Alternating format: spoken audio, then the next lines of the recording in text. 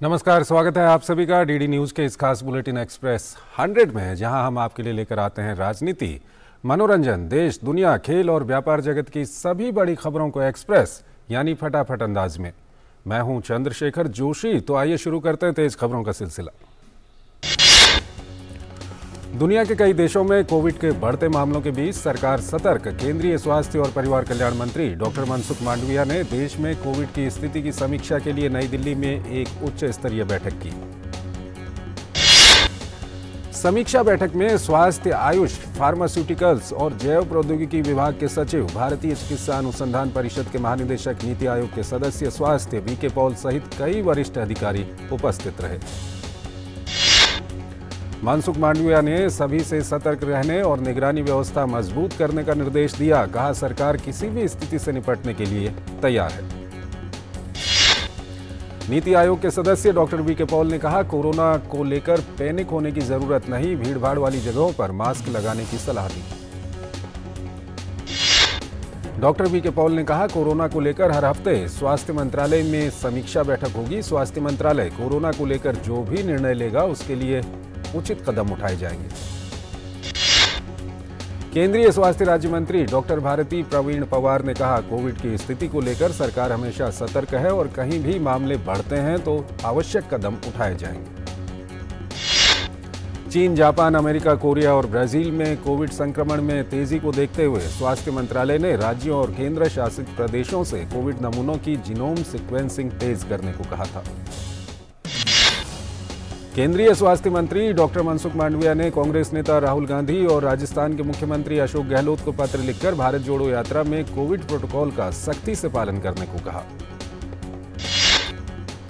केंद्रीय स्वास्थ्य मंत्री मनसुख मांडविया ने अपने पत्र में कहा, यात्रा के दौरान मास्क और सैनिटाइजर का इस्तेमाल हो। कहा, अगर कोविड प्रोटोकॉल का पालन करना संभव नहीं है तो देश हित में भारत जोड़ो यात्रा स्थगित करने का अनुरोध किया गया है।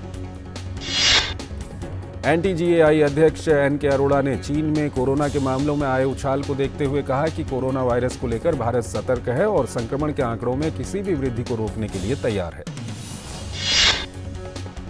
एनके अरोड़ा ने कहा, किसी भी तरह की लापरवाही नहीं बरती जा रही। कोरोना वायरस से बचाव के लिए सुरक्षा के जरूरी उपाय किए जा रहे हैं। राजधानी नई दिल्ली में बुधवार को कोविड से एक मरीज की मौत हुई। दिल्ली में लंबे समय बाद कोरोना से किसी मरीज की मौत का मामला आया है। दिल्ली सरकार के स्वास्थ्य विभाग द्वारा जारी आंकड़ों के मुताबिक राजधानी दिल्ली में पिछले 24 घंटों में कोरोना के 5 नए मामले आए और एक मरीज की मौत हुई। दिल्ली में पिछले 24 घंटों में 2642 कोरोना टेस्ट किए गए हैं और 8 मरीज ठीक हुए हैं। दिल्ली में हालांकि कोरोना संक्रमण दर सिर्फ 0.19% है। दिल्ली में फिलहाल कोरोना के 27 एक्टिव केस हैं, जिनमें से 19 मरीज होम आइसोलेशन में हैं, वहीं 3 मरीज अस्पताल में भर्ती हैं। दिल्ली के मुख्यमंत्री अरविंद केजरीवाल ने कोरोना वायरस की स्थिति के मद्देनजर तैयारियों की समीक्षा के लिए आज एक आपात बैठक बुलाई है। बैठक में उप मुख्यमंत्री मनीष सिसोदिया के अलावा स्वास्थ्य विभाग के कई वरिष्ठ अधिकारी मौजूद रहेंगे। चीन में फैल रहे कोरोना ने पूरी दुनिया को चिंता में डाल दिया है। विश्व स्वास्थ्य संगठन ने कोरोना से जुड़े आंकड़ों को लेकर चिंता जाहिर की है। विश्व स्वास्थ्य संगठन के महानिदेशक टेड्रोस अदनोम घेब्रेयेसस ने चीन से कोरोना महामारी की उत्पत्ति को बेहतर ढंग से समझने के लिए अनुरोधित डेटा को साझा करने को कहा है। WHO प्रमुख घेब्रेयेसस ने एक प्रेस कॉन्फ्रेंस में कहा, इस महामारी की शुरुआत कैसे हुई, इस बारे में समझने के लिए सही डेटा की आवश्यकता है। उन्होंने चीन से आंकड़ों को साझा करने का अनुरोध किया। WHO प्रमुख ने कहा, व्यापक जोखिम मूल्यांकन करने के लिए रोग की गंभीरता, अस्पताल में भर्ती और गहन देखभाल इकाइयों के समर्थन की आवश्यकताओं के बारे में अधिक विस्तृत जानकारी की आवश्यकता है। संसद का शीतकालीन सत्र सफलतापूर्वक चल रहा है। लोकसभा और राज्यसभा में आज अहम विधायी कामकाज सूचीबद्ध है। लोकसभा में आज नारसन और संशोधन विधेयक 2022 पर चर्चा होगी। वहीं राज्यसभा में जनजातीय मामलों के मंत्री अर्जुन मुंडा संविधान संशोधन विधेयक 2022 को सदन में पारित कराने के लिए पटल पर रखेंगे। ओडिशा में आज भारतीय जनता पार्टी का विशेष अभियान। भाजपा आज सरकारी धान खरीद केंद्र में किसानों के शोषण के विरोध में मंडी चलो अभियान शुरू करेगी। दिल्ली की एक अदालत 200 करोड़ रुपए के धनशोधन मामले की आरोपी अभिनेत्री जैकलीन फर्नांडिस द्वारा विदेश यात्रा की अनुमति मांगने वाली याचिका पर आज सुनवाई करेगी। दिल्ली की एक स्थानीय अदालत मेहरौली हत्या मामले में आरोपी आफ्ताब पूनावाला की जमानत याचिका पर सुनवाई करेगी। वाराणसी में ज्ञानवापी और श्रृंगार गौरी मामले में आज अहम सुनवाई है। वाराणसी की सिविल कोर्ट आज ज्ञानवापी मस्जिद से जुड़े 6 मामलों की सुनवाई करेगी। अंकिता भंडारी हत्याकांड के एक आरोपी द्वारा नार्को और पॉलीग्राफ टेस्ट के लिए सहमति देने के लिए 10 दिन का समय मांगने के आवेदन पर कोटद्वार के न्यायिक मजिस्ट्रेट की अदालत आज सुनवाई करेगी। केंद्र शासित प्रदेश जम्मू कश्मीर के उपराज्यपाल मनोज सिन्हा ने कहा, किसी भी प्रकार से आतंकवाद में शामिल होने वालों पर कानून के अनुसार कार्रवाई की जाएगी। मनोज सिन्हा ने कहा, लगभग सभी प्रवासी कश्मीरी पंडितों को विभिन्न जिला मुख्यालयों में तैनात किया गया है। कहा, प्रशासन ने शीघ्र कार्रवाई की और कश्मीरी पंडित कर्मचारियों के मुद्दों का समाधान किया। जम्मू कश्मीर के उपराज्यपाल ने 3 नई योजनाओं की घोषणा की। इनमें कृषि और संबद्ध क्षेत्रों का समग्र विकास, आकांक्षी शहर और जम्मू कश्मीर के लिए महत्वाकांक्षी पंचायत योजनाएं शामिल हैं। मणिपुर में नोनी जिले में हुआ दर्दनाक सड़क हादसा। बुधवार को एक स्कूली बस के पलट जाने से 7 छात्रों की मौत, 40 से अधिक घायल। दुर्घटनाग्रस्त बस से 36 से अधिक बच्चे स्टडी टूर पर जा रहे थे। बस चालक के नियंत्रण खोने के कारण दुर्घटना हुई। घटना के मद्देनजर मणिपुर सरकार ने राज्य में स्कूली छात्रों के स्टडी टूर पर रोक लगाई। मुख्यमंत्री एन वीरेंद्र सिंह ने अस्पताल पहुंचकर घायलों का हालचाल जाना। मुख्यमंत्री ने मृतकों के परिजनों को 5-5 लाख रुपए की सहायता देने की घोषणा की। राष्ट्रपति द्रौपदी मुर्मू और प्रधानमंत्री नरेंद्र मोदी ने मणिपुर बस दुर्घटना में छात्रों की मौत पर दुख व्यक्त किया। प्रधानमंत्री ने मृतकों के परिजनों को PMNRF से 2-2 लाख रुपए की अनुग्रह राशि देने की घोषणा की। दिल्ली के प्रगति मैदान में आज से दिल्ली पुस्तक मेले की शुरुआत हुई। 22 दिसंबर से 26 दिसंबर तक पुस्तक मेला चलेगा। दिल्ली पुस्तक मेले में इस बार 100 से ज्यादा प्रकाशक हो रहे हैं शामिल। पुस्तक प्रेमियों के लिए मेले में प्रवेश निःशुल्क रखा गया है। उत्तर भारत में ठंड का प्रकोप बढ़ता जा रहा है। तापमान में जहां एक तरफ लगातार कमी दर्ज हो रही है, वहीं ठंड के साथ ही कोहरे का असर दिखना शुरू हो गया है। मौसम विज्ञान विभाग के मुताबिक कोहरे और ठंड से फिलहाल राहत की उम्मीद नहीं है। अगले 2 दिनों तक उत्तर भारत में घने कोहरे और शीतलहर का प्रकोप और बढ़ेगा। मौसम विभाग ने शनिवार तक उत्तर भारत में घने कोहरे और शीतलहर की चेतावनी दी। पहाड़ों पर हो रही बर्फबारी के कारण मैदानी इलाकों में सर्दी बढ़ी। दिल्ली, उत्तर प्रदेश और पंजाब समेत कई राज्यों में ठिठुरन। दिल्ली NCR में तापमान गिरने के साथ कोहरे का कहर। देश के कई राज्यों में ठंड के साथ सड़कों पर कोहरे की चादर बिछी। विजिबिलिटी बहुत कम हुई। उत्तर भारत में कोहरे ने थामी वाहनों की रफ्तार। लोग अपने वाहनों की लाइट के साथ इंडिकेटर का प्रयोग करते दिखाई दिए। उत्तर भारत में ठंड और कोहरे के चलते ट्रेन और विमान सेवाओं पर प्रतिकूल असर। दृश्यता कम होने के चलते ट्रेनें और विमान अपने गंतव्यों पर देरी से पहुंच रहे हैं। RBI गवर्नर शक्तिकांत दास ने कहा कि निजी क्रिप्टो करेंसी से वित्तीय संकट पैदा हो सकता है। उन्होंने क्रिप्टो को सट्टेबाजी का जरिया भी करार दिया है। RBI गवर्नर बीते कई महीनों से क्रिप्टो करेंसी से लगातार आगाह करते रहे हैं। एक समिट को संबोधित करते हुए RBI गवर्नर ने कहा कि वित्तीय स्थिरता के लिए क्रिप्टो करेंसी बेहद खतरनाक है। उन्होंने कहा कि क्रिप्टो करेंसी का वैल्यूएशन का कोई आधार नहीं है और ये पूरी तरह अनुमान पर आधारित है। भारतीय रिजर्व बैंक के गवर्नर शक्तिकांत दास ने खुदरा ई-रुपये की पहल के बारे में भी बात की। इसे 1 दिसंबर को जारी किया गया था। शुरू में ई-रुपया एक सीमित उपयोगकर्ता समूह में कुछ स्थानों पर ग्राहकों और व्यापारियों के बीच प्रयोग होगा। भारतीय रिजर्व बैंक के गवर्नर शक्तिकांत दास ने कहा कि CBDC भविष्य की मुद्रा है। ये करेंसी नोटों की तरह है, जिसके साथ स्वचालित स्वीप इन और आउट सुविधा भी मौजूद है। केंद्रीय सड़क परिवहन एवं राजमार्ग मंत्री नितिन गडकरी और दिल्ली के उपराज्यपाल VK सक्सेना के बीच बैठक हुई। इस बैठक में निर्णय लिया गया कि केंद्र सरकार राष्ट्रीय राजधानी में सड़कों के निर्माण, मरम्मत, रखरखाव और सौंदर्यीकरण के लिए केंद्रीय सड़क निधि से दिल्ली को 700 करोड़ रुपए प्रदान करेगी। भारतीय उद्यमियों के एक समूह ने उत्तर प्रदेश के मुख्यमंत्री योगी आदित्यनाथ से भेंट की। योगी आदित्यनाथ के समक्ष A1 साइकिल ग्रुप ने 500 करोड़ का, हीरो ग्रुप ने 350 करोड़ का, वेब ग्रुप से 2000 करोड़ का, सूर्यांश ग्रुप ने 100 करोड़ का निवेश करने का प्रस्ताव रखा है। विमानन सचिव राजीव बंसल ने बेंगलुरु और मुंबई के हवाई अड्डा संचालकों के साथ बैठक की। बंसल ने इस बात पर जोर दिया कि हवाई अड्डा संचालकों को यात्रियों की संख्या में वृद्धि के अनुरूप आवश्यक सुविधाएं देनी होंगी, जिससे हवाई यात्रियों को परेशानी मुक्त यात्रा की सुविधा मिल सके। Indian commercial pilot association (ICPA) ने अनुसूचित हवाई परिवहन संचालन में लगे एयर इंडिया के पायलटों की सेवा की शर्तों में बदलाव को लेकर औद्योगिक विवाद अधिनियम के संबंध में एक डिमांड नोटिस जारी किया।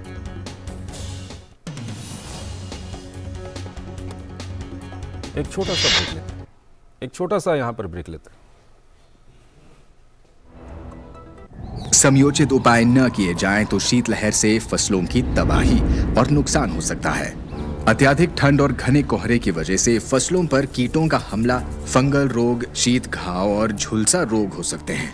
मौसम विभाग की अग्रिम चेतावनी और कृषि परामर्श सेवा आपकी फसलों की सुरक्षा योजना बनाने में मददगार हैं। शीतलहर के दौरान सिंचाई हल्की रखें और खेत को गर्म रखने के लिए रात भर धुआं बनाएं। निम्न सुरंग तकनीक सुरक्षा प्रदान कर सकती है। पॉलीथीन शीट ढककर पौधों को ठंडी हवा से बचाएं। शीट पौधों को छूनी नहीं चाहिए। ढकने से पहले मिट्टी को गीला करने से श्रेष्ठ संरक्षण मिलेगा। दिन के समय पर्याप्त धूप मिले और मिट्टी को गर्म रखने के लिए खेतों को जंगली घास मुक्त रखें। अधिक सहायता के लिए किसान कॉल सेंटर का संपर्क करें और अपने स्मार्टफोन पर मेघदूत ऐप डाउनलोड करें। सतर्क रहें, फसलों को सुरक्षित रखें। NDMA एवं IIPHG द्वारा जनहित में जारी। हमने फसल बीमा योजना को अधिक प्रभावी बनाया, उसके दायरे में ज्यादा किसानों को लाए। नहीं है डर, नहीं फिकर, मिली हमें नई डगर। फसल का करवा के बीमा, किसान की चिंता को छीना। हुआ सुरक्षित कल, सुरक्षित फसल निश्चित किसान। फसल बीमा सबका समाधान। आज ही प्रधानमंत्री फसल बीमा योजना से जुड़ें और फसल नुकसान से होने वाली आर्थिक हानि से निश्चिंत हो जाएं, ताकि प्राकृतिक और स्थानीय आपदा पर भी फसल नुकसान होने पर आप उसकी सही कीमत पाएं। प्रधानमंत्री फसल बीमा से जुड़ने के लिए आज ही नजदीकी कृषि कार्यालय, सहकारी समिति, बैंक शाखा, अधिकृत बीमा कंपनी या जन सेवा केंद्र में जाएं, क्योंकि सुरक्षित फसल निश्चिंत किसान। फसल बीमा सबका समाधान। कृषि एवं किसान कल्याण मंत्रालय, भारत सरकार। चेक। जाना पड़ेगा। अरे गेम छोड़ के 1 महीना हो गया कंप्लेंट किए हुए, बैंक रिफंड ही नहीं कर रहा है। कंप्लेंट करनी है। अरे बैठिए बैठिए, यहीं से कर लीजिए RBI के ऑम्बुड्समैन को। कैसे? RBI अधिकृत बैंक, NBFC या डिजिटल लेन देन के जितने भी प्लेटफॉर्म्स हैं, उनकी शिकायत आप कर सकते हैं घर बैठे बैठे। RBI के CMS पोर्टल पर। ये हो गया चेकमेट। कंप्लेंट करेंगे क्या? RBI कहता है, जानकार बनिए, सतर्क रहिए।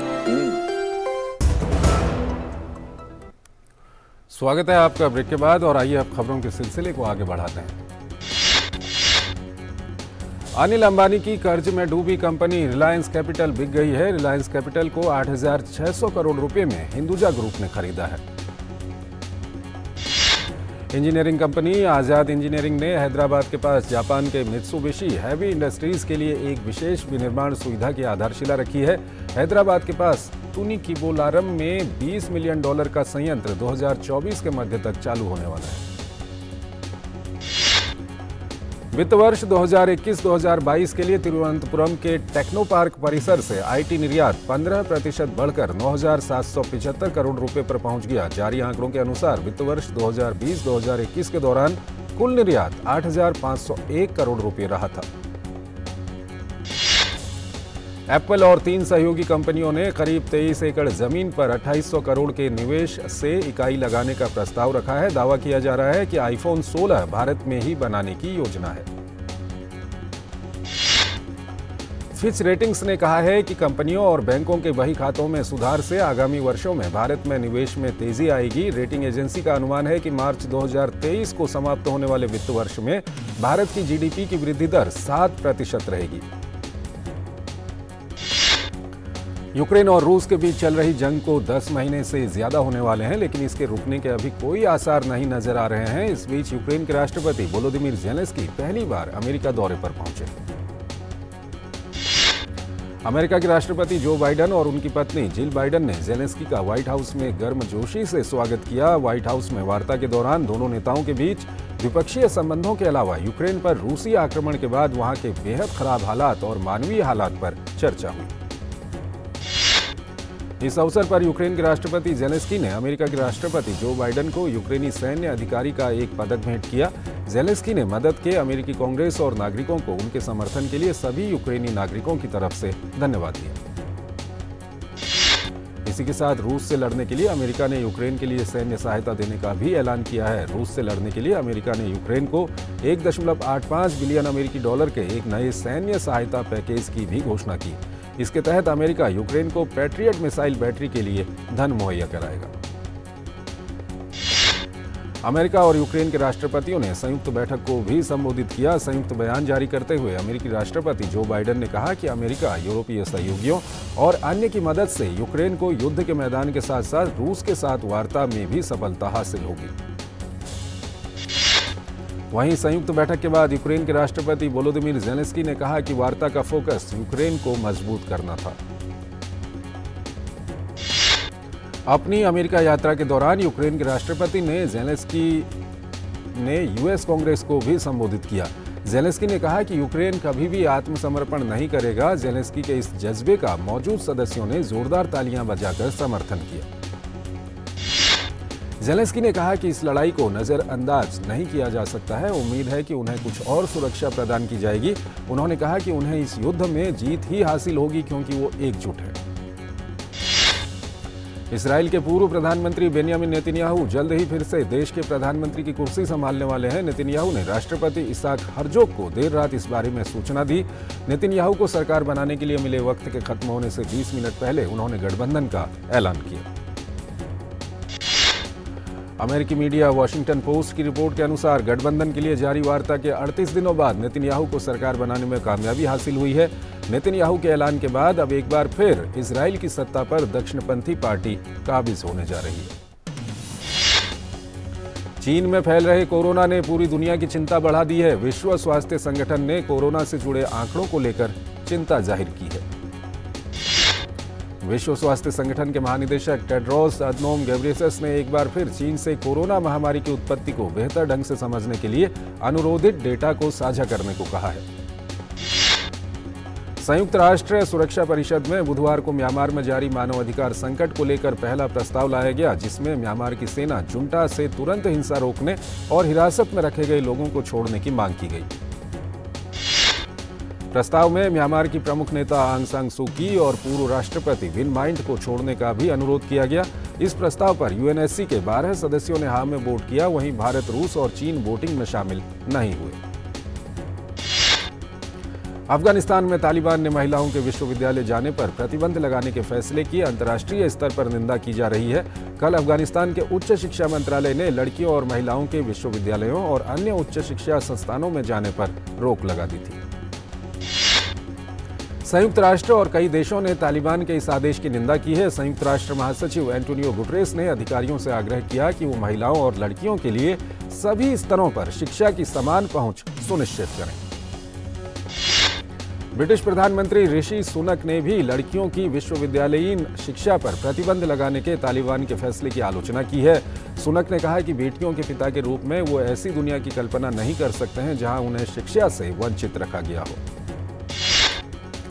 जर्मनी की विदेश मंत्री एनालेना बियरबॉक ने भी कहा है कि तालिबान ने अफगानिस्तान में लड़कियों और महिलाओं के भविष्य को नष्ट करते हुए अपने देश के भविष्य को नष्ट करने का फैसला किया है।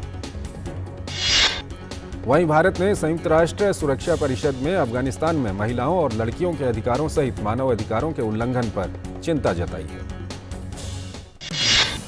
रूसी राष्ट्रपति व्लादिमीर पुतिन ने कहा है कि पश्चिम समर्थित यूक्रेन में रूस अपनी सैन्य क्षमता का विकास करना जारी रखेगा। उन्होंने कहा कि रूस अपने परमाणु शस्त्रागार की लड़ाकू तैयारी को बढ़ाएगा। रूसी रक्षा मंत्रालय बोर्ड की विस्तारित बैठक में राष्ट्रपति पुतिन ने सेना को परमाणु युद्ध की तैयारी को बनाए रखने और इसे विकसित करने का आदेश दिया है। पुतिन ने नई जिरकॉन हाइपरसोनिक क्रूज मिसाइल के बारे में भी बात की। उन्होंने कहा कि इसका दुनिया में कोई समकक्ष नहीं है। कोलंबिया के बैरंक्विला शहर में बुधवार को एक तेल टैंक में आग लगने से एक दमकल कर्मी की मौत हो गई है। अधिकारियों का कहना है कि दमकल कर्मी टैंक में मौजूद ईंधन के पूरे जलने का इंतजार कर रहे हैं, इसलिए आग पर काबू पाने के लिए 3 से 4 दिन लग सकते हैं। नेपाल की जेल में बंद खतरनाक सीरियल किलर चार्ल्स शोबराज को नेपाल के सुप्रीम कोर्ट ने बढ़ती उम्र और स्वास्थ्य के आधार पर 19 साल बाद जेल से रिहा करने का आदेश दिया है। कोर्ट ने इसके साथ ही फ्रेंच सीरियल किलर शोबराज को रिहाई के 15 दिन के भीतर नेपाल छोड़ने का भी आदेश दिया है। भारत और बांग्लादेश के बीच 2 टेस्ट मैचों की सीरीज का दूसरा और आखिरी मुकाबला आज से ढाका में खेला जा रहा है। बांग्लादेश ने टॉस जीतकर बल्लेबाजी करने का फैसला किया है। भारतीय टीम 2 मैचों की सीरीज में 1-0 से आगे है। बांग्लादेश के खिलाफ मुकाबले में भारतीय टीम के नियमित कप्तान रोहित शर्मा नहीं खेलेंगे। उन्हें बांग्लादेश के खिलाफ वनडे सीरीज के दूसरे मैच में फील्डिंग के दौरान चोट लगी थी। पाकिस्तान के कप्तान बाबर आजम ताजा जारी टेस्ट रैंकिंग में अपने करियर की सर्वश्रेष्ठ दूसरी रैंकिंग पर पहुंच गए हैं। बाबर आजम ने इंग्लैंड के खिलाफ खेली गई सीरीज के आखिरी टेस्ट में 2 अर्धशतक लगाए थे। ऑस्ट्रेलिया के बल्लेबाज ट्रेविस हेड ने ब्रिस्बेन टेस्ट में 92 रन बनाए थे। वो 3 स्थान के फायदे के साथ अपने करियर की सर्वश्रेष्ठ चौथी रैंकिंग पर आ गए हैं। उन्होंने अपने करियर में पहली बार 800 रेटिंग अंक का आंकड़ा पार किया। बांग्लादेश के खिलाफ हुए पहले टेस्ट में शानदार प्रदर्शन का इनाम भारतीय खिलाड़ियों को रैंकिंग में सुधार के रूप में मिला है। चेतेश्वर पुजारा ने 90 और 102 रन की पारी खेली थी और वो 10 स्थान के फायदे के साथ 16वें स्थान पर आ गए हैं। न्यूजीलैंड के खिलाफ टेस्ट सीरीज के लिए पाकिस्तान ने टीम का ऐलान कर दिया है। पाकिस्तान की टीम न्यूजीलैंड के खिलाफ कराची में 26 दिसंबर से 2 मैचों की सीरीज खेलेगी। पाकिस्तान के तेज गेंदबाज हसन अली को न्यूजीलैंड के खिलाफ 2 मैचों की श्रृंखला के लिए टेस्ट टीम में शामिल किया गया है। उनके अलावा मध्यक्रम के अनकैप्ड बल्लेबाज कामरान गुलाम को टीम से जोड़ा गया है। मध्य प्रदेश के भोपाल में चल रहे 6वें एलीट महिला राष्ट्रीय मुक्केबाजी चैंपियनशिप में पंजाब की सुविधा भगत ने प्री क्वार्टर फाइनल में जगह बना ली। बुधवार के दिन खेले गए मुकाबले में मध्य प्रदेश की राधा पाटीदार ने हिमाचल की रितु को शिकस्त देकर प्री क्वार्टर फाइनल में स्थान बनाया। Indian super league club ATK Mohan बागान ने बुधवार को मॉन्टेनिग्रिन के डिफेंडर स्लावोको दमजानोविक के साथ करार करने की पुष्टि की है। एटीके मोहन बागान की टीम में इस सीजन में कई खिलाड़ी चोटिल हैं।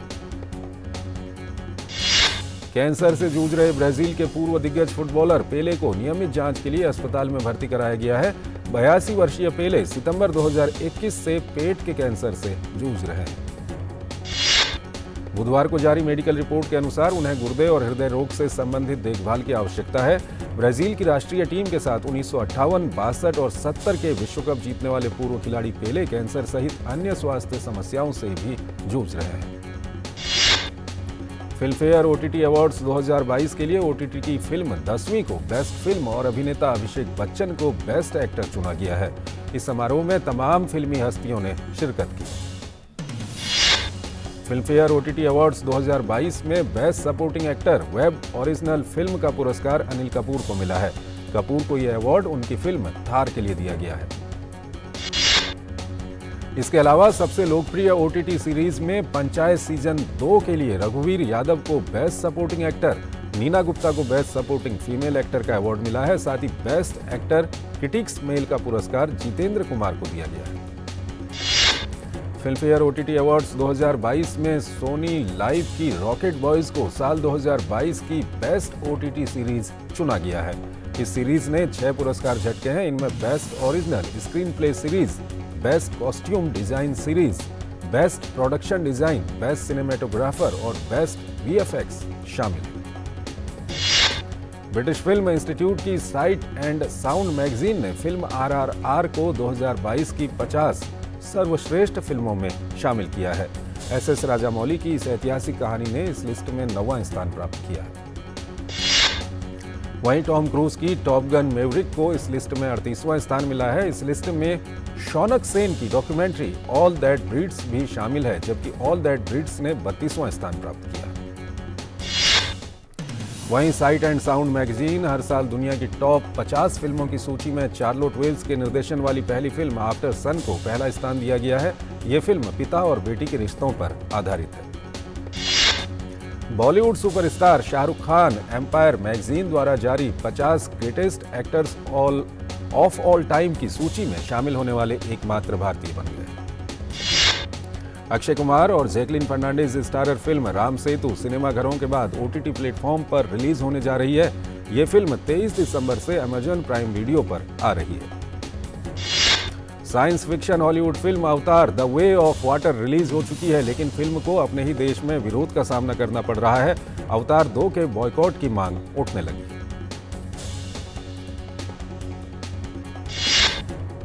तो एक्सप्रेस न्यूज में फिलहाल इतना ही। आप बने रहिए DD न्यूज के साथ और हमारी पूरी टीम को इजाजत दीजिए। नमस्कार।